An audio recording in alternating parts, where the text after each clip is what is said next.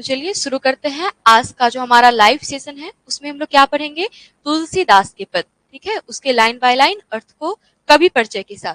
तो हम लोग स्टार्ट करते हैं। तुलसीदास के पद, जैसा कि इसे देखने से ही पता चलता है तुलसीदास के पद, तो ये रचना किन की होगी, तो ये रचना है तुलसीदास जी की, ठीक है। ये किन की रचना है, तुलसीदास जी की रचना है।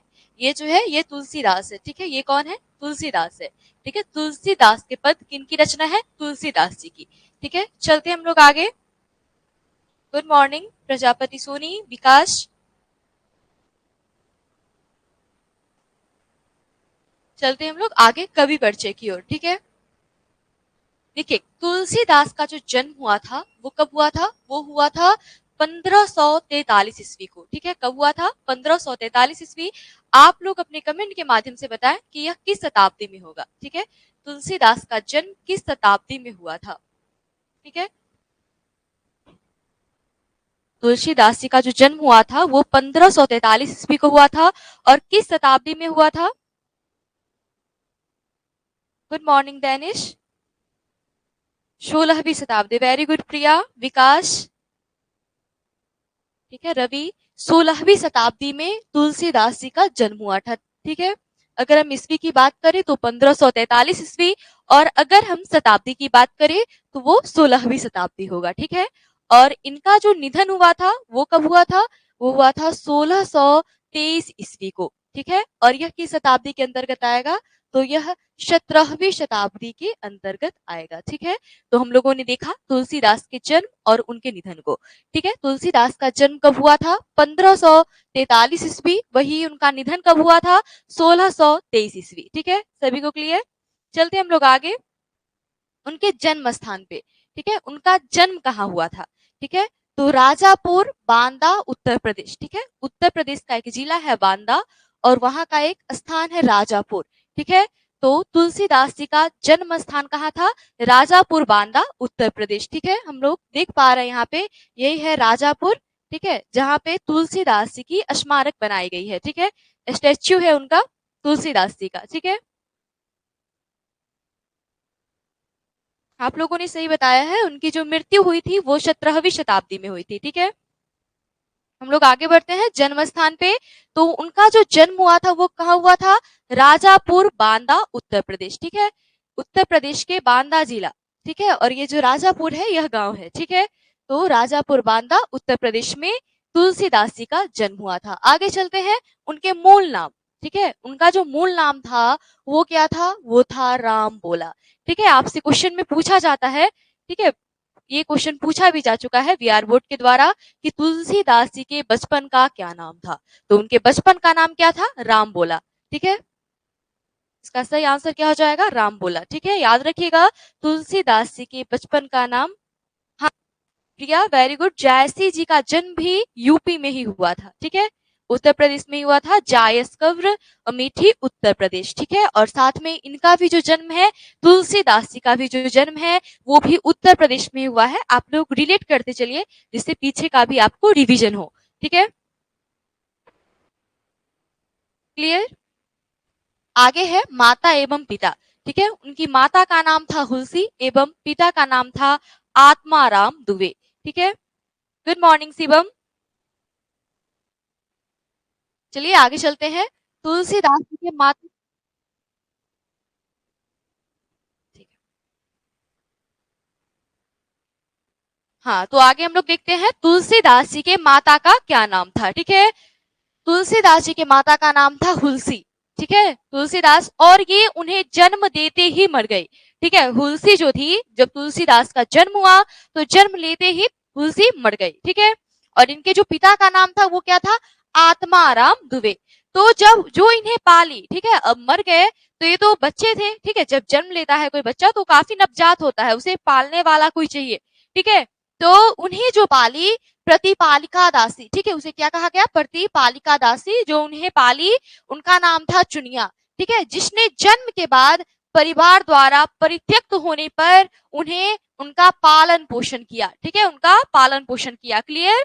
तो आप ध्यान दें कि प्रतिपालिका दासी कौन थी, चुनिया, ठीक है, प्रतिपालिका दासी चुनिया थी जिसने जन्म के बाद परिवार द्वारा जो परित्यक्त कर दिया गया, त्याग कर दिया गया, उसके बाद उन्होंने इनका पालन पोषण किया। ठीक है, पत्नी थी रत्नावली। ठीक है, पत्नी कौन थी? रत्नावली थी। विवाह के कुछ ही समय बाद वैराग्य के कारण बिछो। हम लोग जानेंगे कि तुलसीदास जी जो थे वो अपने पति से काफी प्रेम रखते थे। तो एक बार यह बारिश में भीगते हुए, ठीक है, अपने पत्नी के पास पहुंचे तो पत्नी ने इन्हें काफी धिक्कारा और बोला कि जितना प्रेम आपको हमसे है उतना प्रेम अगर भगवान से हो जाए, ठीक है, तो आपकी जो दशा है वह सुधर जाएगी। इतना ही से उन्हें अपनी पत्नी से, ठीक है, बिछो हो गया, वे अलग हो गए, विरक्त हो गए पत्नी से और उन्होंने अपना साध्य जीवन बिताना शुरू कर दिया। ठीक है, वैराग्य जीवन, उसे हम बोलेंगे वैराग्य जीवन बिताना शुरू कर दिया। वैराग्य के कारण बिछो। ठीक है, तो विवाह के बाद पत्नी से उनका बिछो हो गया था। ठीक है, वह वैराग्य जीवन चुनिया साधु शर्मा, चुनिया नाम है। ठीक है, जैसे आपका नाम है साधु वैसे ही चुनिया नाउन है। ठीक है, संज्ञा होगा ये। तो चुनिया जो थी वो उन्हें पालती थी। ठीक है, प्रतिपालिका दासी जन्म के बाद जब उनकी माँ की मृत्यु हो गई थी तो चुनिया ने ही उन्हें पाला था। क्लियर? ये देखिए हम आपको दिखा रहे हैं फिगर के माध्यम से, ये है तुलसीदास जी। ठीक है, तो आपने कभी नहीं देखा होगा तो आप देख सकते हैं, तुलसीदास जी के है। ठीक है, और ये है राजापुर बांदा उत्तर प्रदेश, जहां जन्म हुआ था तुलसीदास जी का। ठीक है, याद रखिएगा तुलसीदास जी का जन्म कहाँ हुआ था? तो राजापुर बांदा उत्तर प्रदेश। ठीक है, अब देखिए यहाँ पे ये है रत्नावली। ये कौन है? यह है रत्नावली। जब तुलसीदास जी का विवाह हुआ तो इन्हें पत्नी से काफी प्रेम था और पत्नी से काफी प्रेम होने के कारण ये एक बार बारिश, ठीक है, बारिश में अपनी पत्नी से मिलने आ रहे थे। तो ये जब जब इन्होंने पत्नी से मिला, ठीक है, काफी रात थी और बारिश काफी हो रही थी। ठीक है, वर्षा काफी हो रही थी, तो पत्नी द्वारा इन्हें कुछ अपशब्द कहे गए। ठीक है, जिनसे ये क्या हो गया? वैराग्य जीवन बिताना आरंभ कर दिए और पत्नी से इनका बिछो हो गया। ठीक है, ठीक है विकास, चलिए आगे बढ़ते हैं। तो आपने इसे समझा? अगर आपको कहीं कोई प्रॉब्लम हो तो आप हमसे पूछे। ठीक है, 1 मिनट के अंदर। विकास नो प्रॉब्लम, और किसी को कोई प्रॉब्लम है तो आप पूछ सकते हैं हमसे। प्रणाम, आगे बढ़ते हैं। ठीक है, कभी परिचय है तुलसीदास जी का? मुंचुन नो प्रॉब्लम। चलिए, किसी को कोई प्रॉब्लम नहीं है तो हम लोग आगे बढ़ते हैं। ठीक है, चलते हैं अगले स्लाइड की ओर। तो यहाँ पे है इनके दीक्षा गुरु। ठीक है, इनके दीक्षा गुरु का नाम दिया गया है, ध्यान दीजिएगा, नरहरि दास जो थे ये इनके दीक्षा गुरु थे। यहाँ पे मैं आपसे एक प्रश्न करना चाहूंगी कि सूरदास जी के दीक्षा गुरु कौन थे? ठीक है, आप अपने कमेंट के माध्यम से बताएं। ठीक है, सूरदास जी के दीक्षा गुरु कौन थे? अभिजीत। ठीक है, आज हमें लग रहा है कि आपका आज फर्स्ट लाइव क्लास है।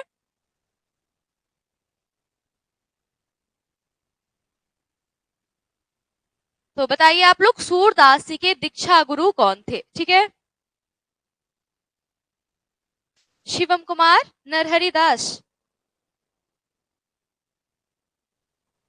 महाप्रभु बल्लभाचार्य। ठीक है, वेरी गुड साधु। ठीक है, महाप्रभु बल्लभाचार्य उनके दीक्षा गुरु थे। ठीक है, हमने पढ़ा था ना। हाँ, वल्लभाचार्य थे। ठीक है मंजू, वेरी गुड, वल्लभाचार्य। और उसी मार्ग में वे क्या हुए? दीक्षित हुए। ठीक है, किस मार्ग में? तो पुष्टि मार्ग में दीक्षित हुए थे। ठीक है, जैसा कि हम लोगों ने देखा था, उनके दीक्षा गुरु का नाम वल्लभाचार्य था। तो आप इस प्रकार रिलेट करते चले। ठीक है, तो आपको आसानी होगी काफी याद करने में, आपको बाद में याद करने की जरूरत नहीं होगी, ये हमारा भरोसा है। ठीक है, कि आपको याद करने की जरूरत नहीं होगी अगर आप याद करते चले तो। ठीक है, चलिए आगे बढ़ते हैं। तो इनके दीक्षा गुरु जो थे वो थे नरहरि दास, सुकर खेत के वासी। सुकर खेत एक जगह है। ठीक है, सुकर खेत एक जगह है, सुकर खेत के वासी थे। गुरु ने विद्यारंभ करवाया, विद्या आरंभ जो करवाया वो कौन थे? वो थे दीक्षा गुरु नरहरि दास। ठीक है, आगे बढ़ते हैं हम लोग शिक्षा गुरु पे। ठीक है, हम लोगों ने दीक्षा गुरु को देखा और आगे बढ़ते हैं शिक्षा गुरु पे। ठीक है, दीक्षा गुरु और शिक्षा गुरु में काफी अंतर होता है। शिक्षा गुरु वे होते हैं जो आपको ठीक है किताबी ज्ञान, आप इस प्रकार से समझिए कि किताबी ज्ञान देते हैं, शिक्षा देते हैं, ठीक है। लेकिन दीक्षा गुरु जो होते हैं वो आपको यह जीवन क्या है, ठीक है, यह दुनिया क्या है, वो आपको बताते हैं, ठीक है, किस मार्ग में आपको चलना चाहिए, ठीक है, किसका अनुसरण करना चाहिए, ये जो आपको ज्ञान देते हैं वो आपके दीक्षा गुरु कहलाते हैं, ठीक है। क्लियर? चलते हैं हम लोग आगे। देखिए यहाँ पे दीक्षा गुरु नरहरि दास और शिक्षा गुरु जो थे वो कौन थे, वो थे शेष सनातन। और शेष सनातन काशी के विद्वान माने जाते थे, ठीक है, काशी के विद्वान, ठीक है। ये देखिए संत नरहरि दास है, ये कौन है, ये संत नरहरि दास है, तो ये दीक्षा गुरु है, ठीक है। देखिए लिखा भी हुआ है ऊपर, गुरु स्वामी तुलसीदास जी के पूज्य गुरुदेव, ठीक है। अगर आप गूगल पे भी सर्च करते हैं कि तुलसीदास के गुरु, तो डायरेक्ट जो है वह नरहरि दास जी का फिगर आता है। क्यों? क्योंकि यह काफी जाने माने गुरु रहे हैं, ठीक है, तुलसीदास जी के चहेते गुरु हैं, दीक्षा गुरु उनके। हाँ साधु, हिंदी मीडियम से ही हम कर रहे हैं, ठीक है। हाँ प्रीति, दीक्षा गुरु जो है वो जीवन के बारे में कैसे जीना है हमें, ठीक है, उसे सिखाते हैं, ठीक है। आपको किस मार्ग पर चलना चाहिए, क्या नहीं करना चाहिए, क्या उचित है, क्या अनुचित है, इनका जो ज्ञान होता है वो आपको दीक्षा द्वारा प्राप्त होता है, ठीक है। चलिए आगे चलते हैं। अब देखिए कक्षा, ठीक है, चारों वेद, खड़ दर्शन, इतिहास, या किस वर्ग में थे, ठीक है, पुराण, स्मृतियां, काव्य आदि की शिक्षा काशी में 15 वर्षों तक प्राप्त की। कक्षा मतलब ये समझिए कि इन्होंने किस किस विषय में शिक्षा प्राप्त की, ठीक है। तो इनका जो विषय था वो क्या क्या था, चारों वेद, खट दर्शन, अर्थात जो 6 दर्शन होते हैं, ठीक है। दर्शन कितने हैं, दर्शन 6 है, ठीक है। दर्शन की संख्या कितनी है, 6 है, ठीक है। तो खट दर्शन, खट अर्थात 6, ठीक है, वही लिखा गया है। इतिहास, पुराण, स्मृतियां, काव्य आदि की शिक्षा काशी में 15 वर्षों तक प्राप्त की, ठीक है। Nandini good morning. प्रजापति सोनी, हाँ 6 है, ठीक है। दर्शन कितने हैं, 6 है, ठीक है। तो यहाँ पे आप लोग ध्यान दें कि काशी में कितने वर्षों तक रहे ये, 15 वर्षों तक। आप अपने बुक में अंडरलाइन कर ले, ठीक है। ये प्रश्न पूछा जाता है कि तुलसीदास जी ने कितने वर्षों तक रहकर काशी में शिक्षा ग्रहण की, तो 15 वर्षों तक, ठीक है। Ambika Mahishar good morning.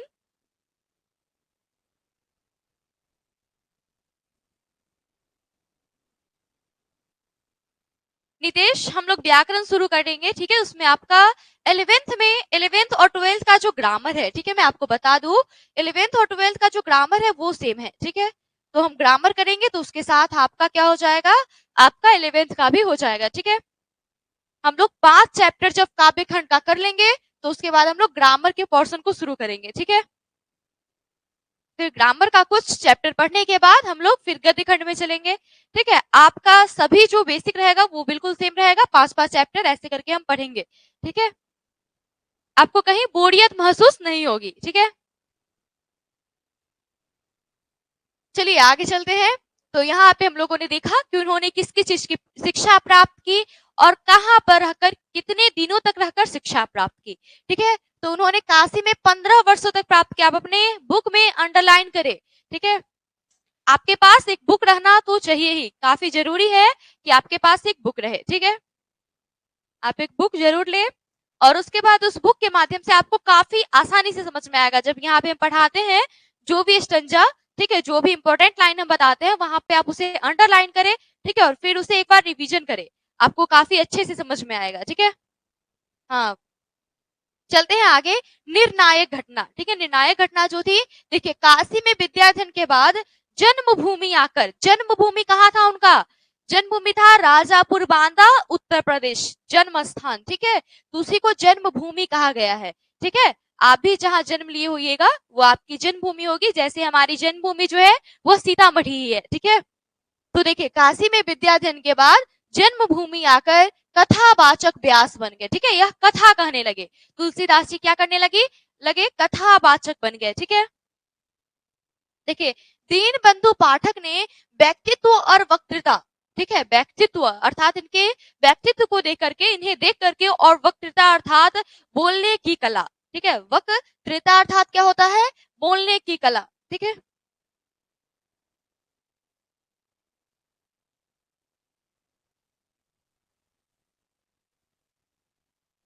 वक्तृता अर्थात बोलने की कला। ठीक है, तो दीनबंधु पाठक जो थे वो इनके व्यक्तित्व और वक्तृता से इतना प्रभावित हुए कि इन्होंने अपनी पुत्री रत्नावली का विवाह इनसे कर दिया। ठीक है, किनकी पुत्री थी रत्नावली? आप लोग अपने कमेंट में बताएं, रत्नावली किनकी पुत्री थी? ठीक है, जिससे आपका भी जो कंसेप्ट है वो क्लियर होता चले। ठीक है, दीनबंधु। ठीक है, दीनबंधु पाठक। ठीक है, ये क्या है? ये एक कवि है, एक रचनाकार रहे हैं दीनबंधु पाठक। ठीक है, तो दीनबंधु पाठक ने, ठीक है, अपने पुत्री की जो शादी थी वो किससे कर दी थी? तुलसीदास जी से। दीनबंधु पाठक के पुत्री का क्या नाम था? रत्नावली। वेरी गुड पलक, दीनबंधु पाठक। ठीक है, रत्नावली किनकी पुत्री थी? तो दीनबंधु पाठक की। ये भी प्रश्न पूछा जाता है आपके एग्जाम में। हम इस प्रकार से आपको पढ़ाते चल रहे हैं कि आपके एग्जाम में जो भी क्वेश्चन आता है हम उसे डायरेक्टली आपको बताते चलते हैं। ठीक है, जिससे आप अपने बुक में उसे अंडरलाइन करें। ठीक है, और आपको जब रिविजन आप करें तो आपको सारा चीज क्लियर हो जाए। ठीक है, आपको कहीं से कोई प्रॉब्लम ना हो। एश कुमार, साधु शर्मा। ठीक है, ठीक है, आप सभी का आंसर सही है।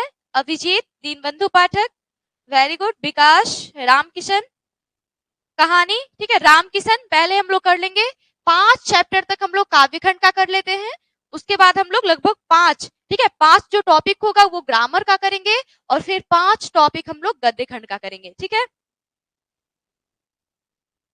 आप ये टेंशन ना ले कि कहाँ कब पढ़ाई जाएगी। ठीक है, आपको समय पर सभी सिलेबस जो है आपकी खत्म करा दी जाएगी। ठीक है, आपको कोई प्रॉब्लम नहीं होगी। बस आपको जितना पढ़ाया जा रहा है, ठीक है, बेस्ट कंटेंट आपको दिया जा रहा है, बस आप उतना पढ़े। ठीक है, चलिए आगे बढ़ते हैं हम लोग। देखिए, तो क्या पढ़ रहे थे हम? दीनबंधु पाठक की जो पुत्री थी रत्नावली, उनसे विवाह कर दिया दीनबंधु पाठक ने अपनी तुलसीदास जी का। क्यों किया? क्योंकि उन्होंने इनके व्यक्तित्व और वक्तृता से ये प्रभावित थे। ठीक है, बोलने की कला से ये प्रभावित हुए जब ये कथावाचक कर रहे थे। ठीक है, यहाँ पे देखिए, पत्नी से प्रगाढ़ प्रेम। ठीक है, पत्नी से प्रगाढ़ प्रेम, काफी प्रेम था। मैंने आपको बताया कि तुलसीदास जी को पत्नी से क्या था? अगाध प्रेम था। देखिए, यही है तुलसीदास जी की पत्नी। ठीक है, कौन थी ये? यह रत्नावली है। ठीक है, तुलसीदास जी की पत्नी और दीनबंधु पाठक की पुत्री। ठीक है, चंचल कुमारी। ठीक है, ये 3rd चैप्टर है। इससे पहले आप वीडियो देख ले सकते हैं, रिकॉर्डिंग वे में डाला गया है। इससे पहले 2 चैप्टर हो चुका है काव्यखंड का। ठीक है, करबक और सूरदास के पद। उस साथ में लाइन बाय लाइन अर्थ के साथ ऑब्जेक्टिव और सब्जेक्टिव क्वेश्चन भी डाले गए हैं। ठीक है, आप सभी को देख ले, आपको पीडीएफ भी प्राप्त हो जाएगा। ठीक है, आगे बढ़ते हैं हम लोग। देखिए, दीनबंधु पाठक ने व्यक्तित्व और वक्तृता से प्रभावित होकर अपनी पुत्री रत्नावली से विवाह कर दिया। पत्नी से प्रगाढ़ प्रेम और आसक्ति के कारण फटकारे जाने पर पत्नी के द्वारा इन्हें क्या किया गया? फटकारा गया। जब एक काफी बरसात के दिन में ये अपनी पत्नी से मिलने आए, ठीक है, तो पत्नी ने इन्हें क्या कहा? अपशब्द कहा और इन्हें फटकारा। ठीक है, कि इतना प्रेम, इतना अगाध प्रेम, प्रगाढ़ प्रेम अगर आपको भगवान से होता, ठीक है, तो आपकी जो दशा होती वो इससे भी अच्छी होती। ठीक है, तो फटकारे जाने पर विरक्त हो गए और गृहस्थ जीवन एवं घर का परित्याग कर दिया। ठीक है, तब से ही इन्होंने अपने घर का परित्याग कर दिया। शिवम, हाँ, बिल्कुल पीडीएफ डाला जाएगा आपका। ठीक है, पीडीएफ का टेंशन ना ले आप।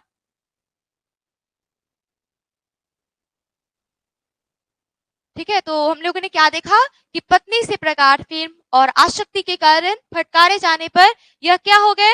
यह अपना गृहस्थ जीवन का इन्होंने परित्याग कर दिया। क्लियर?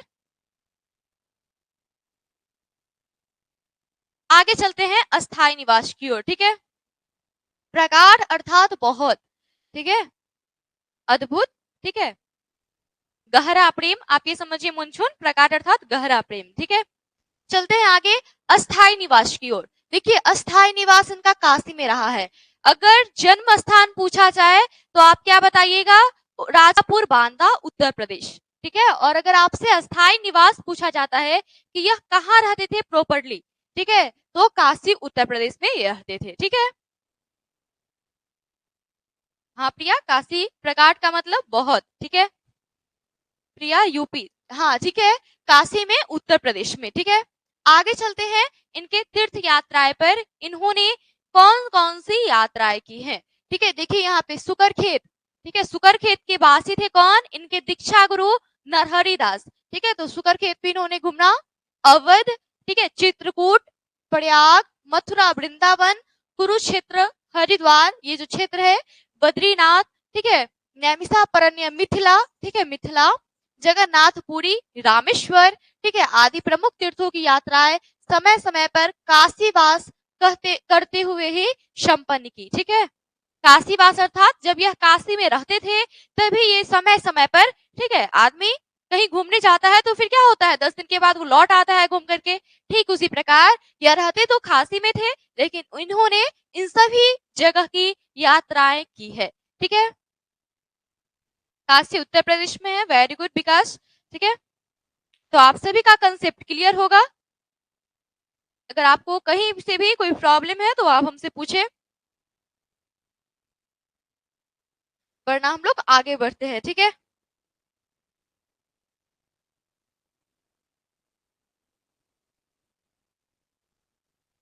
ये देखिए हम आपको काशी की सीन अगर दिखाया तो यही है काशी। ठीक है, यही है काशी उत्तर प्रदेश में जो है काशी। ठीक है, यही तीर्थ स्थल है। ठीक है, तीर्थ यात्रा करने जाते हैं यहाँ पे लोग। नो प्रॉब्लम विकास। डैनिश फिर से समझना है आपको। ठीक है, चलिए एक बार हम फिर से देख लेते हैं इसे रिवीजन के पॉइंट से। अस्थायी निवास इनका था काशी उत्तर प्रदेश, अर्थात यह रहते थे काशी उत्तर प्रदेश में। ठीक है, उत्तर प्रदेश का एक जगह है काशी, जो कि आपको फिगर के माध्यम से यहाँ दिखाया जा रहा है। ठीक है, आगे है, इन्होंने जो तीर्थ यात्राएं की है, आपने भी, आप तो भी छोटे हैं, ठीक है, होंगे दादा दादी जो होंगे उन्होंने ये भी तीर्थ यात्राएं की होगी कुछ कुछ। ठीक है, तो उन्हीं तीर्थ, इनके जो तीर्थ यात्राएं थी वो है सुकरखेत, अवध, चित्रकूट, ठीक है, प्रयाग, मथुरा, वृंदावन, ठीक है, कुरुक्षेत्र, हरिद्वार, बद्रीनाथ, ठीक है, मिथिला, जगन्नाथपुरी, रामेश्वर आदि भी इन्होंने अपने तीर्थ यात्रा में घूमा था इन्होंने। ठीक है, चलिए आगे बढ़ते हैं हम लोग। मित्र और स्नेही, देखिए मित्र और स्नेही अर्थात इनके जो दोस्त थे, ठीक है, इनके जो चाहने वाले थे, स्नेही अर्थात चाहने वाले जो थे, वो कौन कौन थे, अब्दुल रहीम खान खाना। देखिए यही है अब्दुल रहीम खान खाना, यही है। ठीक है, आपको फिगर के माध्यम से इसलिए दिखाया जा रहा है ताकि आपको अच्छे से क्लियर हो सके। ठीक है, आप इन्हें पहचान भी सके कि ये कौन थे। अभिजीत तीर्थ यात्रा का अर्थ होता है जिसे हम अपने भक्ति के भाव से जहाँ पे घूमने जाते हैं। ठीक है, जैसे कि हमारे बगल में ही है वैद्यनाथ धाम, ठीक है, बाबा धाम जिसे हम लोग जानते हैं बाबा धाम के नाम से, तो वहां भी हम लोग क्या करने जाते हैं, तीर्थ यात्रा करने जाते हैं। ठीक है, अच्छा नंदिनी आप वृंदावन गई है, काफी अच्छी बात है। तो चलिए आगे बढ़ते हैं। देखिए ये है महाराजा मानसी, अगला जो इनका मित्र का नाम है वो है महाराजा मानसी। ये कौन है, यह महाराजा मानसी है। ठीक है, आगे है नाभादास, ये है नाभादास, और इनकी जो रचनाएं है वो है छप्य। ठीक है, इनकी रचना क्या है, छप्य है, जो कि आपको पढ़ना भी है। ठीक है, छप्य आपको पढ़ना भी है, इससे अगले चैप्टर में है। ठीक है, तो ये है नाभादास जो कि इनके मित्र रहे हैं। दार्शनिक मधुसूदन, ये कौन है, यह मधुसूदन है। और ये है सरस्वती, ठीक है, मधुसूदन सरस्वती, ठीक है, और ये है टोडरमल, ये कौन है, यह टोडरमल है। ठीक है, तो यही है इनके मित्र एवं स्नेही। ठीक है, ये इनके मित्र एवं स्नेही है। ठीक है, हाँ वैद्यनाथ धाम, ठीक है, देवघर कहा जाता है उसे, देवघर में है, झारखंड में पड़ता है वो। ठीक है, चलिए आगे बढ़ते हैं, अगर आपको कोई प्रॉब्लम ना हो तो। ठीक है, अस्थायी निवास इनका था काशी उत्तर प्रदेश। इन्होंने इतनी तीर्थ यात्राएं की थी लगभग, और इनके जो मित्र और स्नेही थे अर्थात इनके जो दोस्त थे, इनके जो चाहने वाले थे, उन लोगों में इनका नाम शामिल है अब्दुल रहीम खान खाना, महाराजा मानसिंह, नाभादास, दार्शनिक, मधुसूदन सरस्वती और टोडरमल। ठीक है, चलते हैं हम लोग आगे कृतिया की ओर। ठीक है, देखिए इनकी जो रचनाएं थी, इन्होंने किस किस चीज की रचना की है, इनकी कृति क्या है, उसे हम लोग देखेंगे अब। ठीक है, हाँ ये तो अकबर का दरबारी है। अगर आप लोगों ने जोधा अकबर देखा होगा तो आप लोगों ने मानसी, ठीक है, मानसी एक सीरियल है, धारावाहिक है जोधा अकबर, तो उसमें आप लोगों ने मानसी और टोडरमल इन दोनों को देखा होगा। ठीक है, इन दोनों की चर्चा वहां पे है। चलिए आगे चलते हैं हम लोग, फिर से हम लोग पूछेंगे, क्वेश्चन करेंगे। देखिए इनकी जो कृतियां है वह है राम लला नहछू। ठीक है, इनकी कृतियां क्या है, राम लला नहछू, ये एक किताब की नाम है। ठीक है, यह क्या है, यह एक पुस्तक है, इनकी कृति है राम लला नहछू। ठीक है, आगे है हमारा वैराग्य संपादनी। देखिए आपसे प्रश्न पूछा जाता है कि राम लला नहछू किनकी रचना है।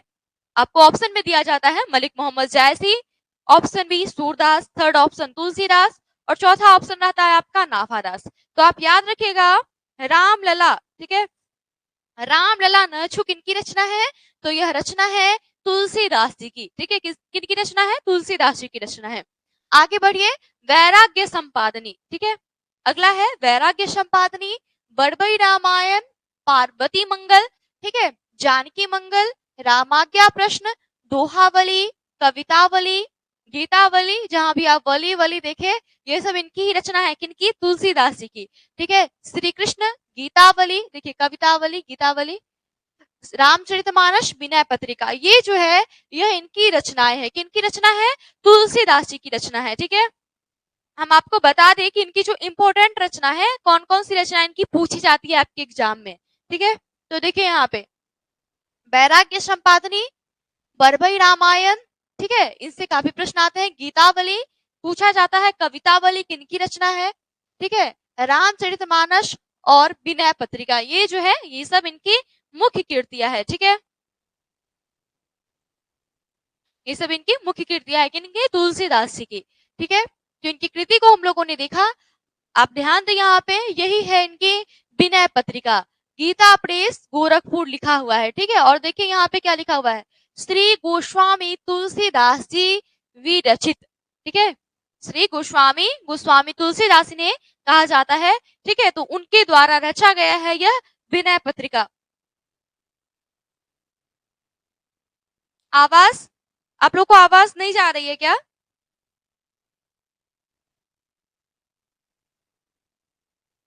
आप लोग बताइएगा कमेंट के माध्यम से, आप सभी को आवाज नहीं जा रही है क्या?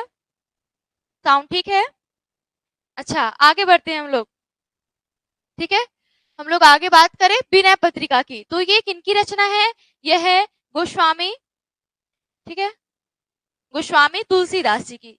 ठीक है, यहाँ पे देखिए गोस्वामी, ठीक है, जैसे हम लोग राष्ट्र कवि, ठीक है, दिनकर जी को राष्ट्र कवि के नाम से जाना जाता है, वैसे ही तुलसीदास जी को गोस्वामी कहा गया। ठीक है, गोस्वामी तुलसीदास, तो देखिए श्री गोस्वामी तुलसीदास जी के द्वारा रचा गया है यह विनय पत्रिका। ठीक है, आगे बढ़ते हैं हम लोग, रामचरितमानस, ये भी किनकी रचना है, यह भी तुलसीदास जी की रचना है। ठीक है, किनकी रचना है, तुलसीदास जी की, और यह काफी महत्वपूर्ण रचना है इनकी। ठीक है, याद रखिएगा इनके महत्वपूर्ण रचना का नाम तो कौन कौन सा है, बरबई रामायण, वैराग्य संपादनी, ठीक है, संदीपनी, गीतावली, कवितावली, रामचरितमानस और विनय पत्रिका। ठीक है, ठीक है, तो हम लोग आगे बढ़ते हैं। अब देखिए मानस का रचना समय, मानस, मानस अर्थात समझिएगा रामचरितमानस। ठीक है, मानस अर्थात रामचरितमानस। तो देखिए रचनारंभ, रचनारंभ तिथि अर्थात जब रचना का आरंभ हुआ। ठीक है, रचना किस तिथि से होना आरंभ हुआ, रामचरितमानस का। ठीक है, यही है रामचरितमानस। आपसे हमेशा पूछा जाता है कि रामचरितमानस के रचनाकार कौन है। ठीक है, यह किन की कृति है, तो यह तुलसीदास जी की कृति है। चलिए आगे बढ़ते हैं। तो सन 1631, ठीक है, 1631 1574 ईस्वी लगभग यहाँ पे बताया गया है, जो कि चैत्र शुक्ल, ठीक है, इसकी तिथि है ये, इस पे आप ध्यान दें। 1574 ईस्वी चैत्र शुक्ल 9वीं मंगलवार राम जन्म की तिथि पर, ठीक है, राम जन्म की तिथि पर रामनवमी, ठीक है, रामनवमी जो होता है जिस दिन राम भगवान का जन्म हुआ था, उसी तिथि को रामचरितमानस की रचना जो है उसका आरंभ हुआ। ठीक है, अब देखिए, तो इसका जो रचना तिथि हम क्या मानेंगे, 1631 ईस्वी। ठीक है, आगे देखिए, अयोध्या में कवि की 31 वर्ष की अवस्था में रचना। ठीक है, कवि जब 31 वर्ष के थे तो इन्होंने रचना इसका किया था। ठीक है, और संख्या 1633। ठीक है, रचना 1633, अगहन शुक्ल पंचमी राम सीता विवाह की तिथि को कुछ दिन में पूर्ण हुए।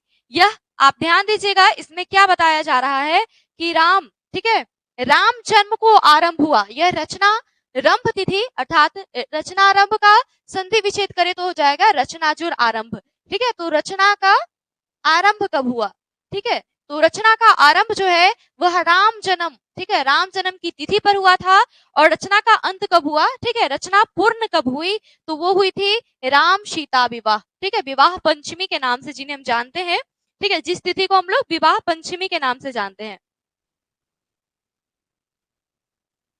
तो चलते हैं आगे। ठीक है, तो ये रामचरितमानस का रचना समय दिया गया है। ठीक है, आप याद रखें कि रचना आरंभ तिथि 1631 थी और रचना जो पूर्ण हुई वो 1633। ठीक है, 1576 ईस्वी।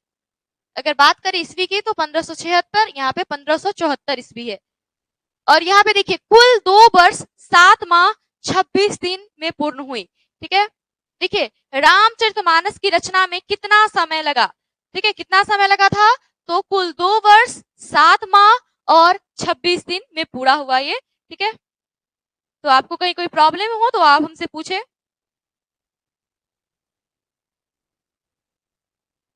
आपको कहीं कोई प्रॉब्लम है तो आप हमसे पूछिए जल्दी से, वरना हम अगले स्लाइड पे चलते हैं एक बार रिवीजन करके। ठीक है, एक बार रिवीजन कर लेते हैं साधु। चलिए, देखिए कृतियां जो इनकी थी वह थी रामलला नहछु, वैराग्य संपादनी, वरवई रामायण, पार्वती मंगल, जानकी मंगल। ठीक है, ये सब जो है ये सब इनकी रचनाएं हैं।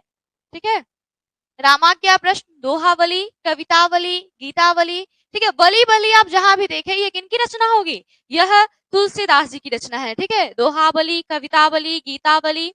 ठीक है, रामचरितमानस और विनय पत्रिका, ये दोनों जो है यह इनकी काफी इंपॉर्टेंट रचनाएं हैं। ठीक है, चलिए आगे हम लोग बढ़ते हैं। कुल 2 वर्ष 7 माह 26 दिन में रामचरितमानस की रचना हुई है। ठीक है, आगे बढ़िए, व्यक्तित्व पे चलते हैं हम लोग। ठीक है, व्यक्तित्व पे चलते हैं। देखिए, व्यक्तित्व इनका कैसा था? ठीक है, तो विनम्र थे। ये कैसे थे? विनम्र थे, मृदुभाषी थे अर्थात मीठा बोलने वाले थे। ठीक है, ऐसा नहीं बोलने वाले थे जो किसी को, अगर आपके बात से किसी को दुख पहुंचता हो तो आप मृदुभाषी नहीं है। ठीक है, तो यह मृदुभाषी थे अर्थात मीठा बोलने वाले थे। ठीक है, हाँ, कल होगा इसका ऑब्जेक्टिव विकास, कल तुलसीदास के पद का ऑब्जेक्टिव करेंगे हम लोग। देखिए, गंभीर और शांत स्वभाव वाले थे कौन? तुलसीदास जी। ठीक है, गौरवपूर्ण सुदर्शन व्यक्ति के थे जिन्होंने अपने वक्ष स्थल पर तुलसी की बड़ी बड़ी गुरियों वाली माला रहती थी। देखिए, आपको चित्र के माध्यम से बताया जा रहा है कि यह क्या है? तुलसी की माला है। ठीक है, तो इनके वक्ष स्थल पे, ये वक्ष स्थल कहलाता है, तो इनके वक्ष स्थल पर तुलसी की, ठीक है, बड़ी बड़ी गुर्रियों वाली, ठीक है, माला रहती थी। वे कौपीन पहनते थे। कौपीन अर्थात होता है लंगोटी। ठीक है, यह क्या पहनते थे? कौपीन पहनते थे। ठीक है, तुलसीदास जी कौपीन धारण करते थे।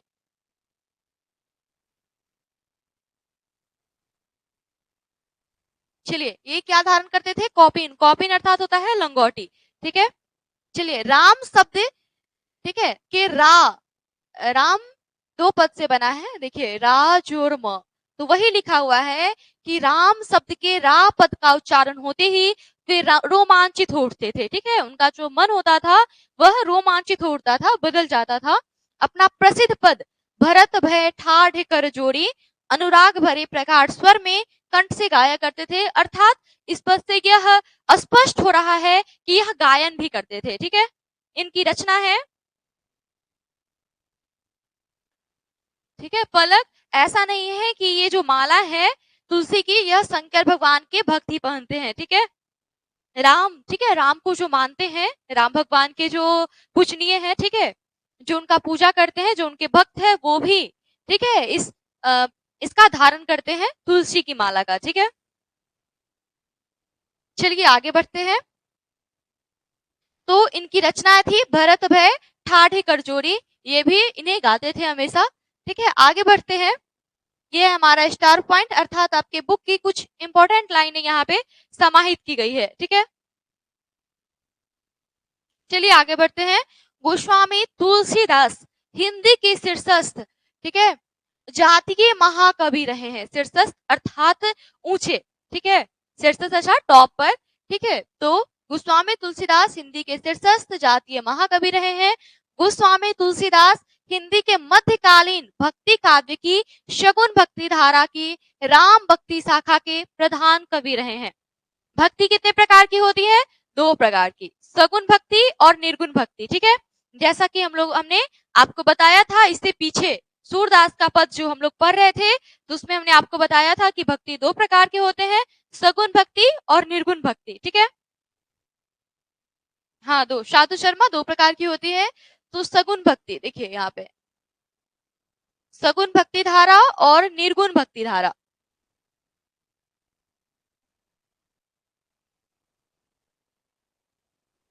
सगुन भक्ति धारा में ईश्वर को रंग रूप के आधार पर माना जाता है, ठीक है। अर्थात ईश्वर में जैसे कि यह कृष्ण है, यह राम भगवान है, ठीक है, यह शंकर है, ऐसे माना जाता है, अर्थात रंग रूप के आधार पर उन्हें माना जाता है, ठीक है। जबकि निर्गुण भक्ति धारा के जो मानने वाले होते हैं, वो मानते हैं कि ईश्वर एक ही है, उनका कोई रंग रूप नहीं है, ठीक है, उनका कोई रंग रूप नहीं होता, ईश्वर निराकार है, जो निर्गुण भक्ति को मानते हैं। तो यह किस भक्ति को मानने वाले थे? तो यह सगुन भक्ति धारा को मानने वाले थे। यहाँ से आपको स्पष्ट होगा कि यह सगुन भक्ति धारा को मानने वाले थे। और यहाँ पे जो लिखा गया है मध्यकालीन भक्ति काव्य, तो हमने आपको बताया था कि मध्यकाल को 2 भागों में बांटा गया, उत्तर पूर्व मध्यकाल और उत्तर मध्यकाल, और मध्यकाल को ही भक्ति काल के नाम से जाना जाता है। हमने आपको पीछे के वीडियो में बताया है, जब हम लोग सूरदास के पद उसे पढ़ रहे थे, ठीक है। तो आपको कहीं कोई प्रॉब्लम नहीं होगी इसमें।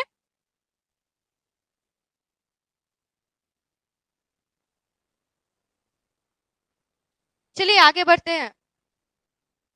देखिए, तो गोस्वामी तुलसीदास हिंदी के मध्यकालीन अर्थात भक्तिकालीन, मध्यकालीन और भक्तिकालीन आप दोनों को एक ही समझे, क्योंकि मध्यकाल के अंतर्गत ही भक्ति काल आता है, ठीक है। तो दोनों को एक ही दर्जा दिया गया, ठीक है, कि सगुन भक्ति धारा के राम भक्ति शाखा। आप लोग अपने कमेंट के माध्यम से बताएं कि सूरदास जी जो थे वह किस शाखा के कवि थे, ठीक है, किस शाखा के कवि थे, सूरदास जी किस शाखा के कवि थे। प्रिया, सूरदास जी निर्गुण भक्ति धारा के कवि नहीं थे, उनके एक आराध्य देव भी थे जिन्हें वो मानते थे। हाँ, वेरी गुड पलक, ये हमने पीछे के वीडियो में बताया था कि 1375 से 1700 ईस्वी तक की जो अवधि होती है उसे हम भक्ति काल के नाम से जानते हैं। वेरी गुड, ठीक है पलक, राम भक्ति, ठीक है। तो ये जो है गोस्वामी तुलसीदास, ये राम भक्ति के हैं। अगर हम बात करें सूरदास जी की, ठीक है, अगर हम बात करें सूरदास जी की, तो वह कृष्ण भक्ति शाखा के कवि रहे हैं। किस शाखा के? कृष्ण भक्ति शाखा के। आप इसे याद रखें, तुलसीदास जी राम भक्ति शाखा और सूरदास जी कृष्ण भक्ति शाखा के कवि रहे हैं, और दोनों सगुन भक्ति धारा। जब ही भगवान को मान रहे हैं, राम कृष्ण, ठीक है, रंग और रूप के आधार पर उन्हें मान रहे हैं, तो किस धारा के हो जाएंगे? वो शगुन भक्ति धारा के हो जाएंगे, ठीक है। अभिजीत, ठीक है, ये जो है यह गोस्वामी तुलसीदास जी जो है वह किस शाखा के हैं? वह है शगुन भक्ति धारा और राम भक्ति शाखा के, ठीक है। आगे बढ़ते हैं हम लोग। गोस्वामी जी ने अपने युग की प्रमुख साहित्यिक भाषाओं अवधी एवं ब्रज को अपनाया, ठीक है। इनकी जो भाषा है, अगर हम बात करें जायसी जी की, जिनकी रचना है करबक, ठीक है, तो जायसी के काव्य की भाषा क्या थी? आप लोग बताइए कमेंट के माध्यम से। और सूरदास, ठीक है, सूरदास की रचना की मुख्यतः जो रचना है उनकी, उसकी भाषा क्या है? आप लोग बताइएगा अपने कमेंट के माध्यम से। जायसी और सूरदास जी की रचनाएं जो थी, उनकी मुख्यतः जो भाषाएं हैं वह कौन सी है? ठीक है,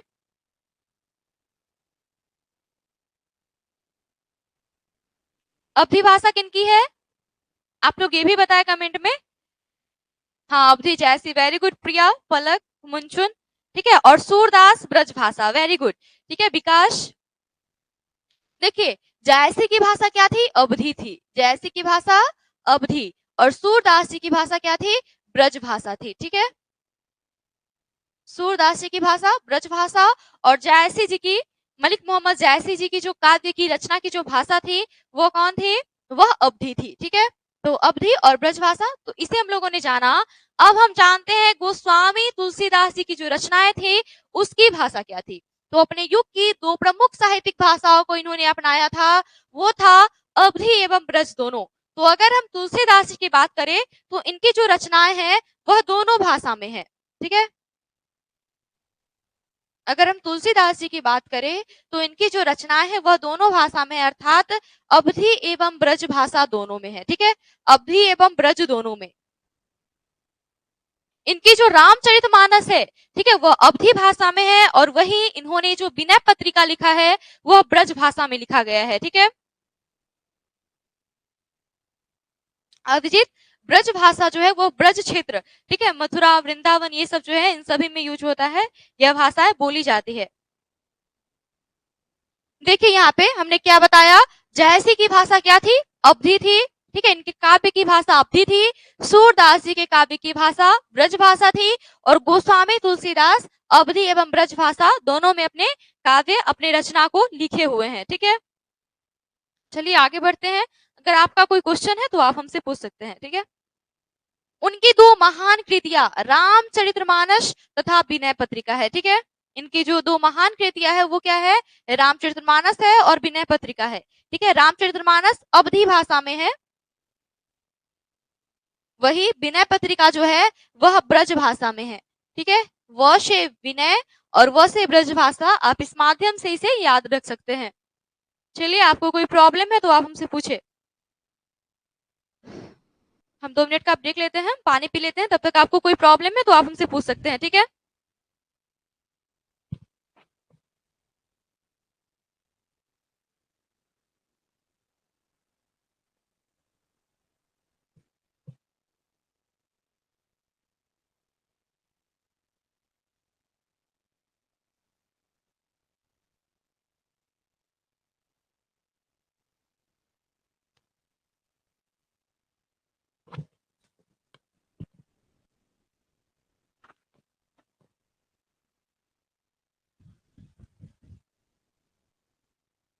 तो आपको कहीं कोई प्रॉब्लम नहीं है, चलिए आगे बढ़ते हैं, ठीक है।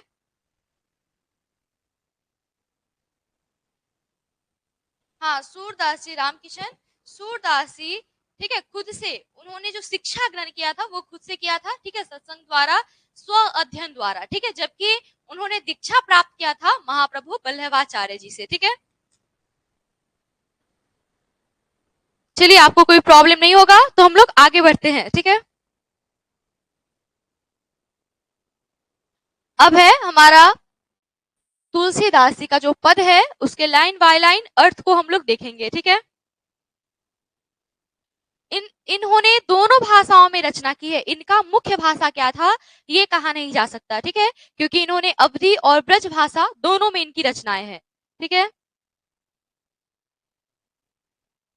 किसी एक भाषा को मुख्य भाषा नहीं कहा जा सकता, लेकिन हम अवधी एवं ब्रज दोनों को मुख्य भाषा कह सकते हैं इनकी रचना का, ठीक है।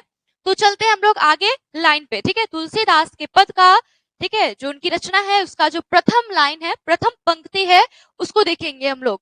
कबहुक, ठीक है, कबहुक अम्ब अवसर पाई, ठीक है, मेरु सुधी द्यावही कछु करुण कथा चलाई। इसके अर्थ को अब हम लोग देखेंगे।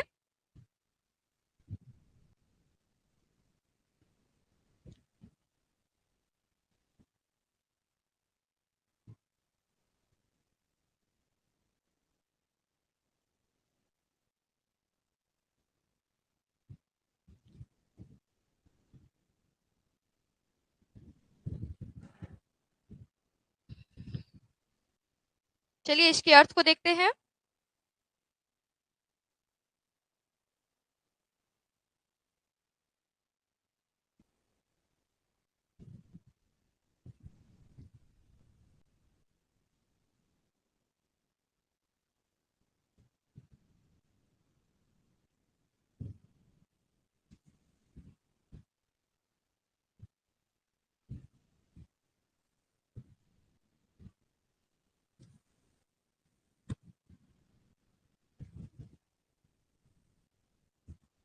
अरे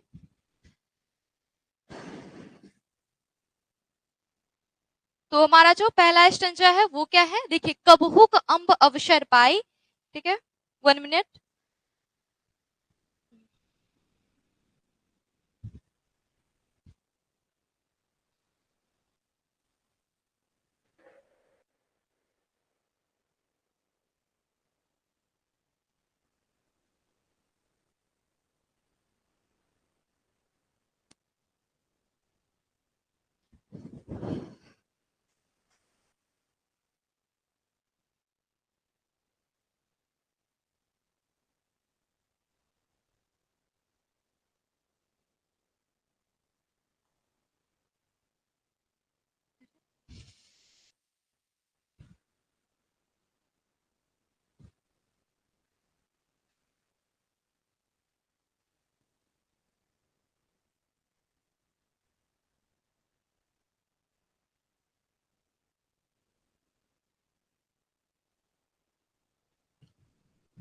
तो चलिए हम लोग देखते हैं फर्स्ट पैराग्राफ को। ठीक है, देखिए, कबहुक, कबहुक अर्थात होता है, हम लोग पहले इसके अर्थ को समझते हैं, उसके बाद हम लोग इसके आगे बढ़ते हैं। ठीक है,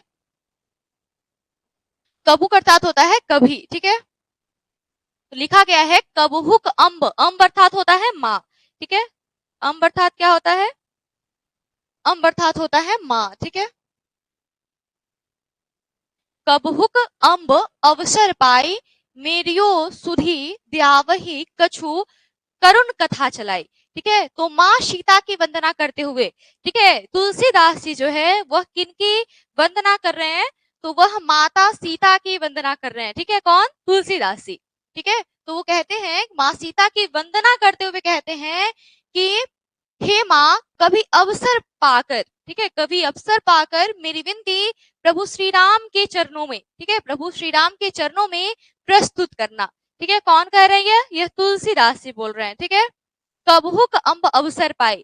ठीक है, माँ सीता की वंदना करते हुए कवि कह रहे हैं, अर्थात तुलसीदास जी कह रहे हैं कि हे माँ, कभी अवसर पाकर, कबहुक अम्ब अवसर। ठीक है, ऐसे ही नहीं बोल देना, कभी जब तुम अवसर पाना, कभी जब तुमको अच्छा अवसर प्राप्त हो, तो तुम मेरी बात इनसे कहना, प्रभु श्री राम को बोलना। ठीक है, कभी अवसर पा करके, ठीक है, तुम मेरी जो विनती है उन्हें तुम राम को बताना। ठीक है, यह कौन बोल रहे हैं, यह तुलसीदास जी बोल रहे हैं। ठीक है, मेरी करुण कथा की चर्चा करते हुए मेरे प्रति प्रभु कृपा के लिए याद दिलाना। देखिए, करुण कथा चलाई।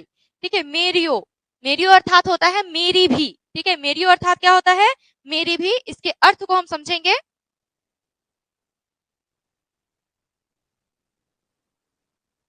मेरियो अर्थात होता है मेरी भी। ठीक है, तो मेरियो, सुधी, सुधी अर्थात होता है याद, सुधी अर्थात क्या होता है, याद। ठीक है, तो क्या बोल रहे हैं ये तुलसीदास जी, ठीक है, उसे हम लोग देखेंगे। द्यावही, द्यावही अर्थात होता है दिला देना, द्यावी अर्थात होता है दिला देना। इसके अर्थ को हम इसलिए लिखते रहे ताकि आपको कोई इश्यू ना आए। ठीक है, तो यही बता रहे हैं तुलसीदास जी। ठीक है, देखिए, कबहुक अम्ब अवसर पाए, हे माँ, ठीक है, कभी अवसर पाकर प्रभु श्री राम को मेरी भी दशा बताना, मेरी याद दिला देना। ठीक है, करुण कथा चलाई, मेरी करुण कथा की चर्चा करते हुए मेरी प्रति कृपा के लिए प्रभु को याद दिलाना, ये इसका अर्थ है इस लाइन का। ठीक है, आपको कहीं कोई प्रॉब्लम है तो आप हमसे पूछे, वरना हम आगे बढ़ते हैं। ठीक है, इसके बाद हम अगले लाइन को देखते हैं। आपको कोई इश्यू है तो आप हमसे पूछ सकते हैं। यह कौन बोल रहे हैं, यह तुलसी जी बोल रहे हैं। ठीक है, और अम्ब संबोधन, इसमें जो अम्ब संबोधन है वह किसके लिए किया गया है, वह तुलसीदास जी के लिए किया गया है। ठीक है, करुण अर्थात उनके जो करुणा, ठीक है, उनके जो दुख की जो कथा है उसे सुनाने के लिए बोल रहे हैं कौन? तुलसीदास जी माँ सीता को। किनके सामने? तो राम के सामने, ठीक है।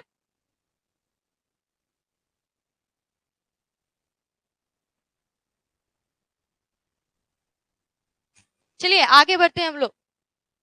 माँ सीता की वंदना करते हुए कवि विनती करता है कि हे माँ, कभी अवसर पाकर मेरी विनती प्रभु श्री राम के चरणों में प्रस्तुत करना, ठीक है। मेरी करुण कथा की चर्चा करते हुए मेरी यह जो दयनीय, ठीक है, दयनीय जो अवस्था है उसकी चर्चा करते हुए मेरे प्रति प्रभु कृपा के लिए याद दिलाना, ठीक है। तो चलते हम लोग आगे। इसका जो अगला स्टेंजा है, अगला जो लाइन है उसे हम लोग देखते हैं।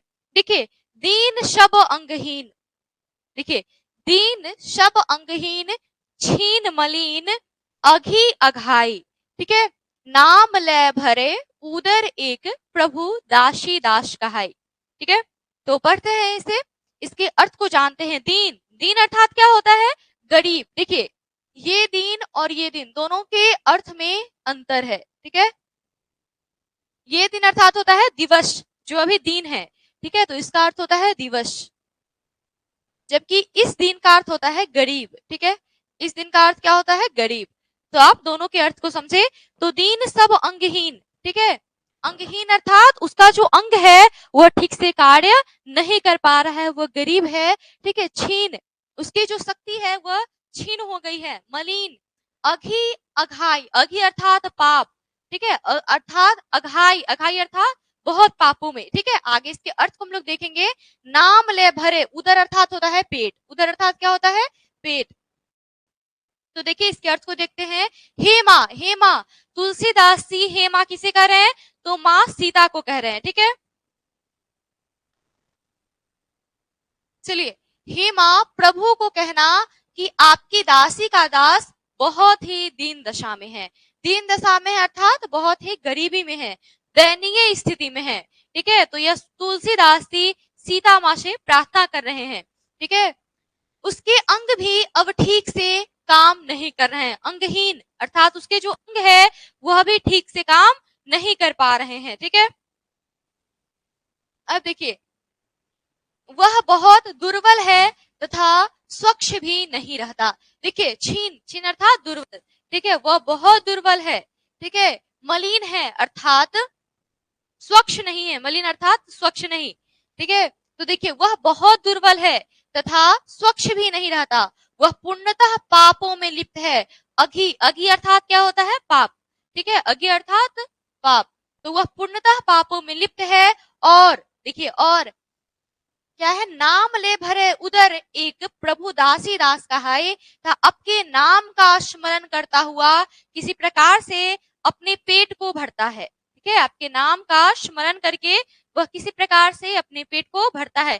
देखिए यहाँ पे यह क्यों लिखा गया है? प्रभु दासी दास कहाई, ठीक है। तो तुलसीदास जी ने, ठीक है, तुलसीदास जी ने स्वयं को सीता का दास बताया है। तो उन्होंने कहा है कि प्रभु की जो दासी है वह कौन है?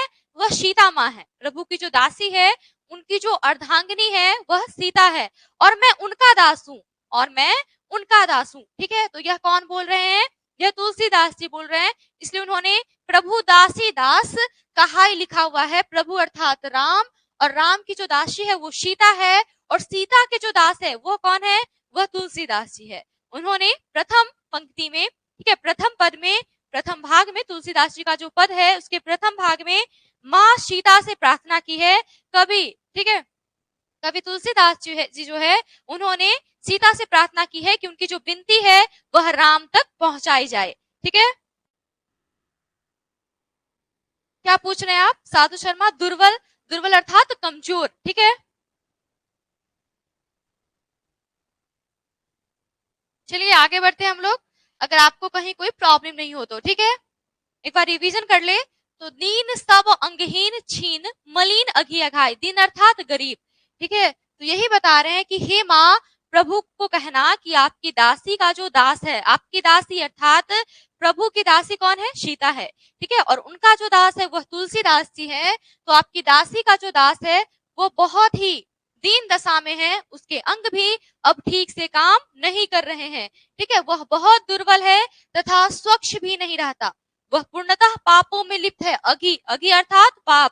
ठीक है, वह पूर्णतः पापों में लिप्त है और आपके नाम का स्मरण करता हुआ, देखिए लिखा हुआ है नाम ले भरई। ठीक है, अगर मैं आपका नाम लेता हूं तो मेरा जो उदर है, मैं अपना पेट भरता हूं आपका नाम लेकर के, मेरा जो उदर है वो भर जाता है। ठीक है, तो वही बताया जा रहा है कि आपके नाम का स्मरण करता हुआ किसी प्रकार से मैं अपना पेट भरता हूं। ठीक है, वो अपना पेट भरता है। चलिए, आपको कोई प्रॉब्लम है तो आप पूछे, वरना हम अगले लाइन पे चलते हैं। ठीक है, अगले लाइन के अर्थ को देखते हैं।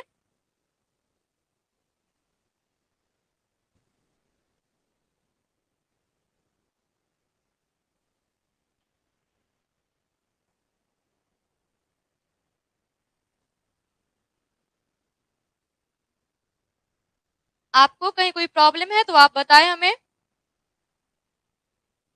वरना हम अगले लाइन पे चलते हैं। ठीक है, डैनिश, नो, पलक। ठीक है, आप सभी को कोई प्रॉब्लम नहीं है तो हम लोग आगे बढ़ते हैं। चलिए, बूझी है सो है कौन। देखिए, ये कौन लिख रहे हैं, यह तुलसीदास जी लिख रहे हैं कि बूझी है सो है कौन, कहीं भी नाम दशा जनाई। ठीक है, सुनत राम कृपालु के मेरी बिगाड़ियो बनी जाए। देखिए, प्रस्तुत पंक्ति विनय पत्रिका, ये लिखा गया है कि यह कहाँ पे, ठीक है, किस पुस्तक में इन्होंने यह लाइन लिखा है, तो विनय पत्रिका में लिखा है। ठीक है, सीता स्तुति खंड से यह लिया गया है। ठीक है, जिसमें महाकवि तुलसीदास जी कहते हैं, देखिए तुलसीदास जी कहते हैं, सीता को माँ कहकर संबोधित करते हुए कहते हैं कि हे माँ, जब आप मेरी बात श्री राम प्रभु से करोगी, ठीक है, जब आप मेरी बात बताओगी श्री राम प्रभु को, तो वो पूछेंगे कि आप किसकी बात कर रही हो। ठीक है, कि वह कौन है, तो आप क्या बताना, देखिए श्री राम प्रभु से करेगी तो आप पूछेंगे कि आप किसकी बात कर रही है देवी सीता, तो आप प्रभु को मेरा नाम और मेरी दशा बता देना। ठीक है, यह कौन बोल रहे हैं, यह तुलसीदास जी बोल रहे हैं। ठीक है, बूझी है सो है कौन, कहीं भी नाम दशा जनाए, तो आप मेरा नाम और मेरी दशा प्रभु को बता देना। ठीक है, आगे देखिए क्या लिखा है, सुनत राम कृपालु के मेरी बिगाड़ियो बनी जाए। देखिए, क्योंकि अगर मेरी स्थिति अगर प्रभु को पता चल जाए तो क्या होगा, तो मेरे बिगड़े हुए काम भी बन जाएंगे। लिखा हुआ है बिगाड़ियो बन जाए, मेरे जो बिगड़े हुए काम है वो भी बन जाएंगे अगर प्रभु की कृपा हम पे हो जाए। ठीक है, तो आपको कहीं कोई प्रॉब्लम नहीं होगी। चलते हैं हम लोग आगे, अगर आपको कहीं भी कोई प्रॉब्लम है इसमें तो आप हमसे पूछ सकते हैं। हाँ, टाइम थोड़ा ज्यादा हो गया है। ठीक है, लेकिन आज हम लोग इसे खत्म कर लेंगे। ठीक है,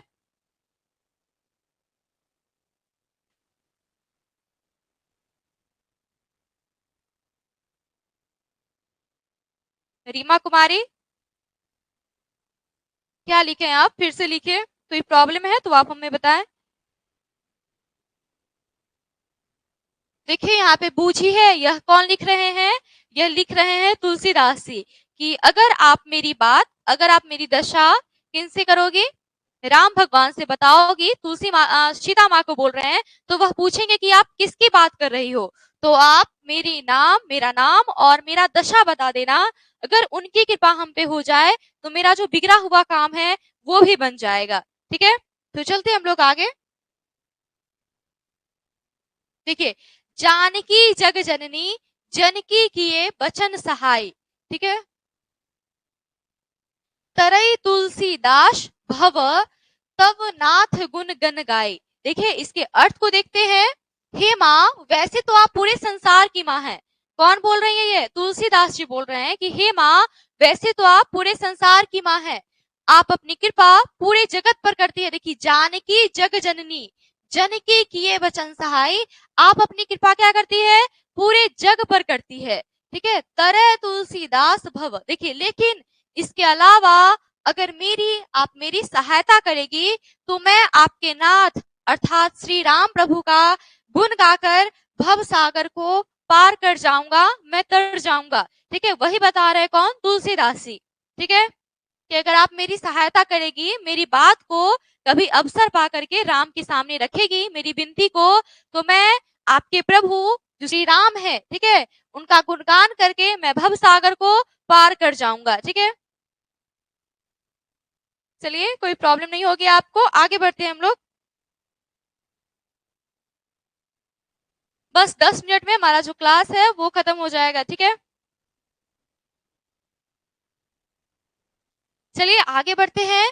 द्वार हो भोर ही को आजू रटट रटट, देखिए क्या लिखा हुआ है, रटट रिरिहा आरी और न कौर ही ते काजू, ठीक है। बताया जा रहा है प्रस्तुत पंक्ति जो है, देखिए प्रस्तुत पंक्ति विनय पत्रिका से ली गई है, जिसमें महाकवि तुलसीदास जी अपनी दीनहीन अवस्था का वर्णन करते हुए कहते हैं कि हे प्रभु, ठीक है, मैं गरीब आपके दरवाजे पर सुबह से ही बैठा हूं। ये हमारा सेकंड, देखिए तुलसीदास का जो पद है, ठीक है, वह 2 भागों में बांटा गया है, प्रथम भाग और द्वितीय भाग। तो प्रथम भाग में कवि तुलसीदास जी जो है वह सीता माँ की वंदना कर रहे हैं। किसकी वंदना कर रहे हैं? सीता माँ की वंदना कर रहे हैं, ठीक है, सीता माँ से प्रार्थना कर रहे हैं। उन्होंने अम्ब संबोधन सीता के लिए किया है, जबकि जो दूसरा पैराग्राफ में है उसमें वह राम से प्रार्थना कर रहे हैं, ठीक है, राम को संबोधित कर रहे हैं। तो आगे हम लोग देखेंगे, ठीक है। देखिए आपको दिख रहा होगा, देखिए प्रस्तुत पंक्ति विनय पत्रिका से ली गई है, जिसमें महाकवि तुलसीदास जी अपनी दीनहीन अर्थात अपनी जो दयनीय दशा है उसका वर्णन करते हुए कहते हैं कि हे प्रभु, मैं गरीब द्वार हो भोर ही काजू, दरवाजे पर सुबह से ही बैठा हूं, ठीक है, और भीख मंगे की तरफ, ठीक है, और भीख मंगे की तरह गिड़गिड़ा रहा हूं, ठीक है। हे प्रभु, मुझे आपसे बहुत सारा चीज नहीं चाहिए। देखिए कौर ही ते काजू बोला जा रहा है कि मुझे आपसे बहुत सारा चीज नहीं चाहिए, मैं सिर्फ आपकी कृपा का एक निवाला ही मांग रहा हूं। अगर आपकी कृपा हो जाए मुझ पर तो मैं भव सागर से पार हो जाऊंगा, ठीक है। वह बस एक निवाला मांग रहे हैं, किनकी कृपा का? तो राम की कृपा का, ठीक है। चलिए आगे लिखते हैं, आगे चलते हैं हम लोग, अगर आपको कहीं प्रॉब्लम ना हो तो।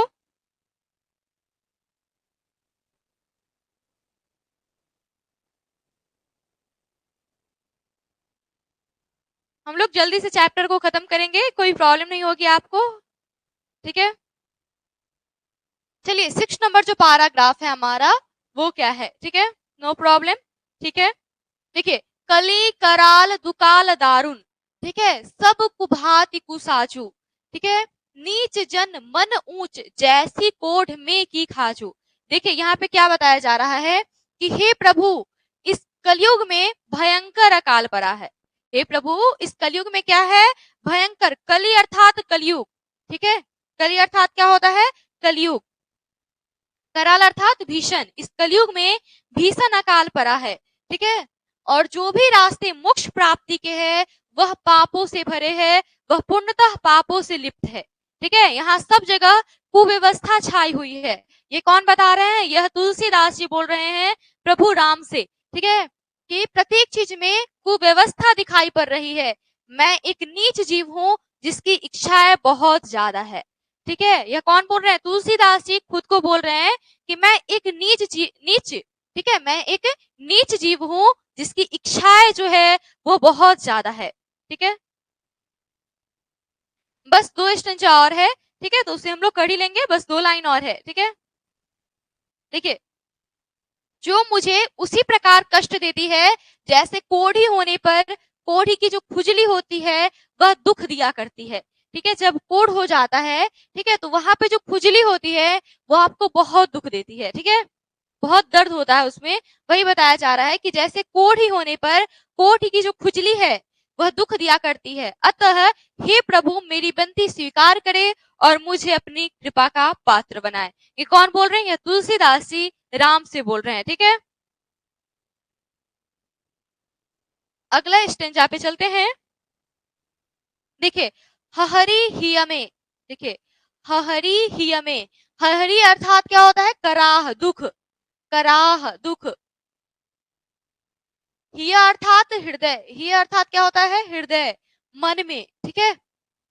हरी मतलब मैंने अपने मन में बहुत कराह, बहुत दुख के साथ सदैव बुझियो जाय साधु समाज, ठीक है, साधु समाज से मैंने यह बात पूछा कि क्या करे जिसे, ठीक है, क्या मेरे जैसे पापी दरिद्र के लिए कोई जगह है जहां हमें शरण मिल सकती है। तो उन्होंने कृपा के सागर राम का नाम बताया। ठीक है, देखते हैं इसे। हरि ही अर्थात क्या बताया जा रहा है, दुख में, ठीक है, हृदय में दुख के साथ सदैव बुझियो जाय साधु समाज। ये क्या है, साधु समाज है। ठीक है, हृदय में अत्यंत पीड़ा के साथ मैंने दयाशील साधु समाज से यह बात पूछा कि क्या मेरे जैसे पापी दरिद्र के लिए कोई शरण है। तो उन्होंने बताया कि जो कृपा के सागर है, ठीक है, जो दशरथ नंदन है, जो कौशल्या राजू है, कौशल राजू, इन्हें क्या कहा गया है, कौशल राजू कहा गया है राम को। ठीक है, तो उन्होंने कृपा के जो सागर है श्री राम, उनका नाम बताया। ठीक है, हाँ लास्ट ही है अब। ठीक है, अब लास्ट ही है। अगर आपको इसमें कोई प्रॉब्लम नहीं है तो आप बताएं, हम आगे बढ़ते हैं। ठीक है,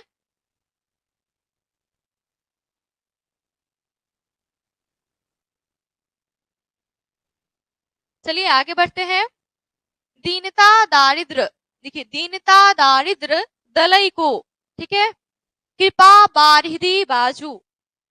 ठीक है, हाँ इसके बाद दो और दोहे हैं। ठीक है, दो और लाइन है, उसके बाद खत्म हो जाएगा आपका जो चैप्टर है ये वाला। ठीक है, दीनता दारिद्र दलय को कृपा वारिधि बाजू दानी, देखिए दानी दशरथ राय के तू वानी इत सिर ताजू।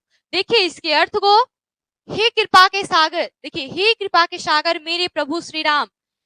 प्रथम द्वितीय भाग जो है इसमें यह राम को संबोधित करते हुए सारी बात बोलते हैं, और जो प्रथम भाग था आपका उसमें इन्होंने सीता माँ की वंदना की है। ठीक है, इसे याद रखिएगा। तो आपके अतिरिक्त कौन मेरी दीनता और दरिद्रता को मुझसे दूर कर सकता है। यह कौन बोल रहे हैं, यह तुलसीदास जी बोल रहे हैं कि दीनता दारिद्र दलय को कृपा वारिधि बाजू, आपके अलावा मेरी दीनता और, ठीक है, दरिद्रता को कौन दूर कर सकता है। हे दशरथ नंदन प्रभु श्री राम, आपके द्वारा ही मेरी दुख दूर हो सकती है, मेरी बात बन सकती है। दशरथ नंदन कहा गया इन्हें। ठीक है, दशरथ राय के अर्थात दशरथ नंदन जो है राम। ठीक है, तो आपके द्वारा ही मेरी जो दुख है वह दूर हो सकती है। ठीक है, चलिए आगे बढ़ते हैं। अगर आपको इसमें कोई प्रॉब्लम नहीं हो तो आप नो प्रॉब्लम लिख करके हमें बताएं, हम उसके बाद अगले लाइन पे चलेंगे। ठीक है,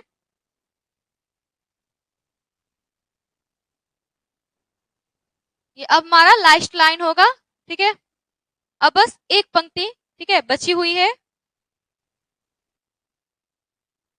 नो प्रॉब्लम,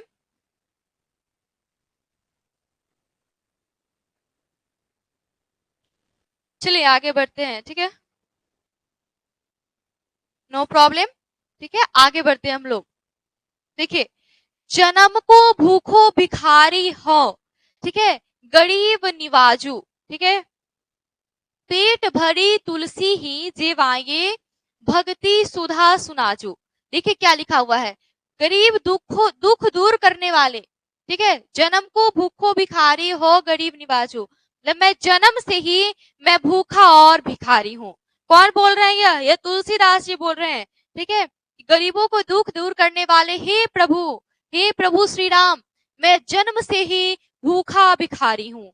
जन्म को भूखो भिखारी, ठीक है, मैं जन्म से ही भूखा और भिखारी हूँ, और आप दीनहीन मनुष्य जीव के नाथ है। ठीक है, और गरीब निवाजू, ठीक है, और आप जो है वह कौन है, वह दीनहीन गरीबों के नाथ है, प्रभु है। ठीक है, देखिए, अतः मुझे अपनी भक्ति रूपी रस का पान कराकर, देखिए पेट भरी तुलसी ही जेवाइए, ठीक है, भक्ति सुधा सुनाजू, सुनाजू अर्थात सुजोर अनाजू अर्थात अच्छा भोजन, सु अर्थात अच्छा,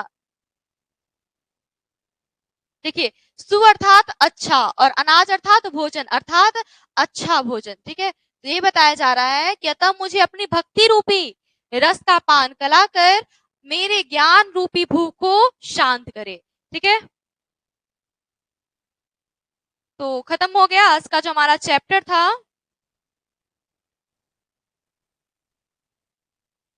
अगर आपको कहीं कहीं इसमें कोई इश्यू हो तो आप हमसे बता सकते हैं। ठीक है, कल हम लोग मिलेंगे।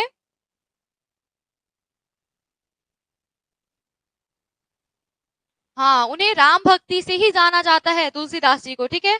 तो कल हम लोग मिलेंगे तुलसीदास के पद के ऑब्जेक्टिव क्वेश्चनों के साथ, ठीक है।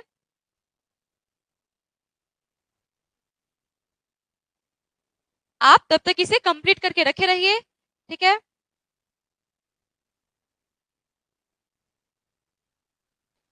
अगर आप भी हमारे लाइव क्लास से जुड़ना चाहते हैं तो आप भी इंस्टॉल करें एपेक्स इंग्लिश क्लासेज और हमारे लाइव क्लास से जुड़े, ठीक है।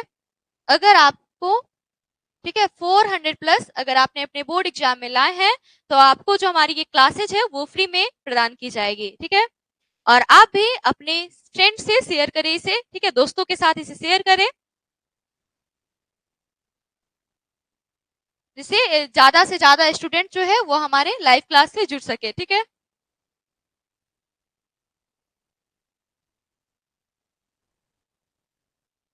चलिए ठीक है, तो मिलते हैं कल के लाइव क्लास में तुलसीदास के पद के ऑब्जेक्टिव क्वेश्चनों के साथ, ठीक है।